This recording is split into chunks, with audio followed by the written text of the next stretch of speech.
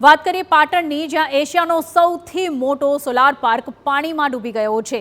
આપને જણાવી દઈએ કે ચારણકા સોલાર પાર્ક સંપૂર્ણપણે પાણીમાં ગરકાવ થઈ ગયો છે। ચારણકા આસપાસના જે ગામો છે તે પાણીમાં ડૂબી ગયા છે અને આ સમગ્ર સ્થિતિના અત્યારે આકાશી દ્રશ્યો પણ સામે આવ્યા છે, જે ખૂબ જ ચિંતાજનક છે। નદીમાં સોલાર પાર્ક જેવા દ્રશ્યો અત્યારે સામે આવી રહ્યા છે અને આ ખૂબ જ ચિંતાજનક દ્રશ્યો અત્યારે સામે આવ્યા છે, કારણ કે આ એશિયાનો સૌથી મોટો સોલાર પાર્ક છે। આપ જરા જુઓ આની સ્થિતિ કેવી છે। ધોધમાર વરસાદ બાદ આ પરિસ્થિતિ સર્જાઈ છે કે એશિયાનો સૌથી મોટો સોલાર પાર્ક જે છે અત્યારે પાણીમાં ગરકાવ થઈ ગયો છે। આ પાટણથી દ્રશ્યો અત્યારે સામે આવી રહ્યા છે, જ્યાં એશિયાનો સૌથી મોટો સોલાર પાર્ક પાણીમાં ગરકાવ થઈ ગયો છે।